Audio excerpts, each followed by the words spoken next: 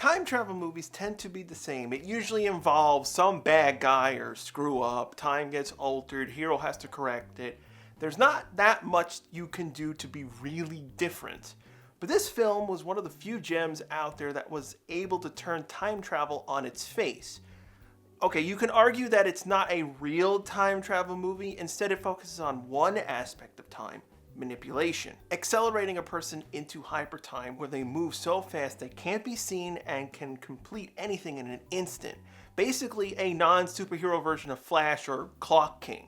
Clockstoppers is a movie that got buried. Everyone basically hated it. It wasn't released on Blu-ray. It's a very underappreciated film. It's not mind-blowing, but I don't think it's a bad film. It was able to blend a load of movie ideas together. They got a good cast, and the time elements all work with the mundane family. Only in a few minor areas where the movie got things wrong or there was a problem because they didn't directly say an explanation. Like, you know, in every time travel movie, there's always some sort of logic problem. The movie also knows it's going to be compared to other time travel films, which is most likely the reason why people didn't like it, and they just make fun of that. They even hired Michael Biehn from the Terminator franchise to play the bad guy in the movie. Now, what is it about? It follows Zak Gibbs, a teenager dealing with all the usual stuff in life: bullies, schoolwork, trying and failing to ask a girl out on a date, and family issues. I think the biggest comparison you'll think of is Zak being like Marty from Back to the Future. He even dresses like him during one scene. The movie is so much of a regular slice of life journey through Zak's life. There are times you forget you're watching a science fiction film on top. Yeah, no, I was in earlier about the Mustang. Yeah, you still have it, right? Okay, cool. I will be there later tonight with the down payment. Zak's been growing up with a father who's just always busy. From Zak's perspective, he doesn't care that his father's a genius. He just sees his dad, who isn't always there, but he's still a good man. It's just that his priorities suck. He's unreliable when he gets obsessed with his work, so Zak goes distant to his family, hangs out with his friend Meeker. There's nothing really bad to say about any of the characters. They serve the film in all the right spots. But Meeker didn't get all that much screen time. He wasn't a part of the main story. I never got why he was on the poster.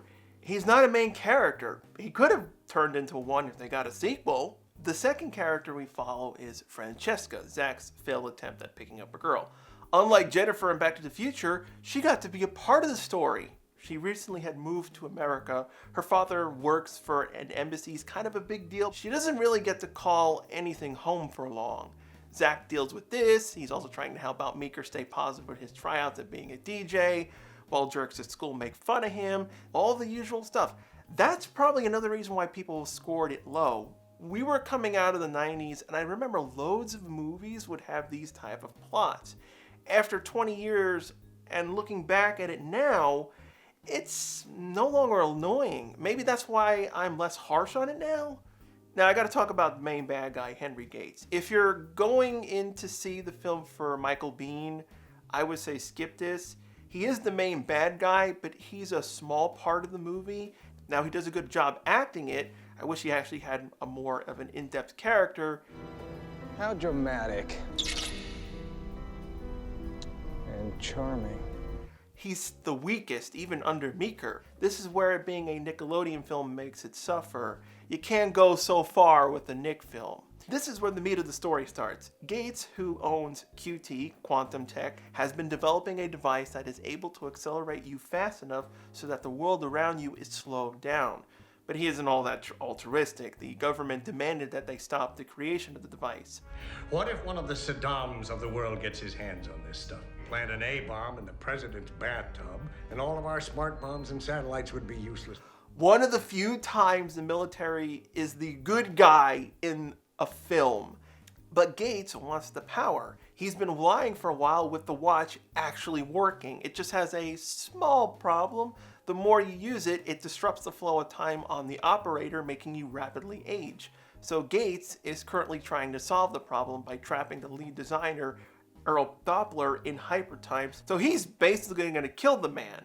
This guy is trying to survive. He needs help, so he had the bright idea to give Zak's father blueprints to the watch. You idiot! No matter how smart you are, Geniuses love to make huge mistakes. We had Wayne Selinsky with his shrink ray, Quinn Mallory breaking his timer. You now have Earl and George Gibbs, Zak's father, dabbing with manipulating time in his basement. Not to mention Gibbs needs to go to a science symposium and just leaves the finished built watch in a box that gets knocked over into a pile of junk. That's how Zak gets a hold of the device. It makes a lot of the characters look beyond stupid, but we need to get the plot going, and I'm kind of glad they didn't make Zak steal the thing or something out of spite from his father, because they could have easily gone that route. Now let's get into the hyper time. The movie does a really good job in setting up the rules and limitations on what it can and can't do. Some things are not fully explained but still have internal consistency. The hypertime controller is held within a sports watch. If you're curious, the watch they used was a yellow Sunto Vector. It can do all the normal watch functions, but when you hit the right top button, this engages hypertime. The screen flashes green, bringing up a counting clock showing the duration you've been in HT, a way to regulate your exposure from the rapid aging process.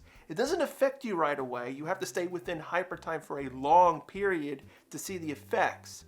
When you enter this domain, the person has the ability to manipulate everything that is in normal time. Now, time isn't 100% frozen. It's moving at a fraction of the speed. So Zak could easily walk past a high-speed car, for example. The watch has the ability to also bring other people into hypertime as long as everyone is touching during the activation phase. So when interacting with regular objects, you can't instantly bring them into hypertime. You have to turn the watch off and back on while holding it.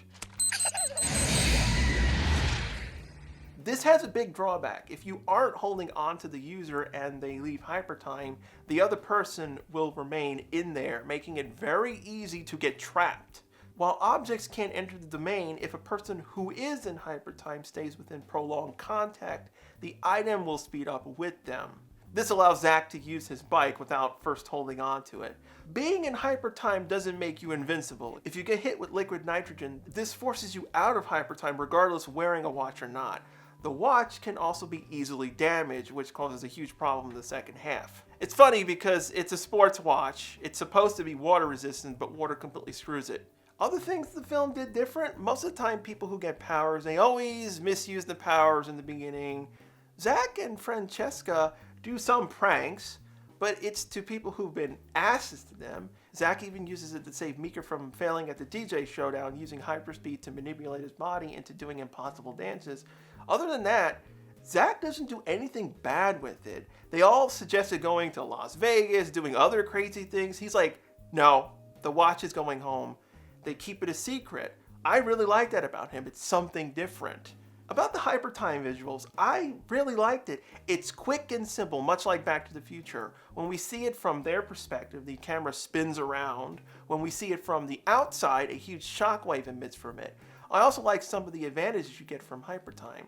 Zak is able to bounce on water surfaces, being faster than the tension can give away.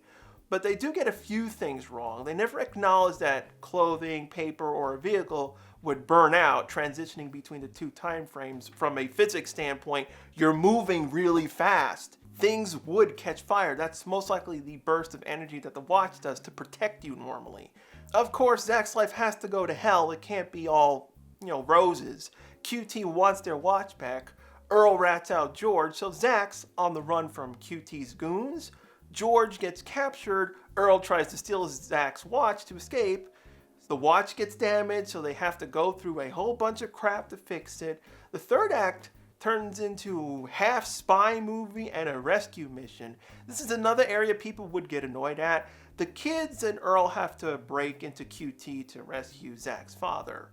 Now, this building is equipped with its own hypertime generators because there's alerts that Zak can hear. Hypertime security response required on level 3. He can use the elevator in hypertime. Have a nice day. This place is all decked out and prepared. I should also mention the building they used is the same one featured in 1201, another time travel movie I reviewed a while back. But the one thing you'll notice really quickly, none of the security guards have guns, and because of the rules established, shooting them would be no problem. While the attempted rescue is cool, I can't buy it. Now, I don't want to spoil everything. The ending has a big moment. Flash fans could probably guess what Zak does. The movie set out to be a low-budget mini sci-fi adventure. Used a bit of time travel to make it interesting. They set up and paid off the story well. Even the ending allowed for there to be a sequel. I could see why people didn't like it at the time. It was also the beginning of CG overuse. Movies were being pumped out just because CG is the new thing. Today, looking back, I think people were too harsh on it. Could it have been improved? Yes. But I'd still recommend it. If you got an hour and a half to blow, you like time travel, you like fun characters and dumb references to things, give it a chance. It's loads better than the live-action Inspector Gadget. Thanks for checking out the review. Subscribe if you want to see more, and if you remember a movie or a show that's long been forgotten, good or bad, leave it as a suggestion below. I'm always on the lookout for obscured stuff.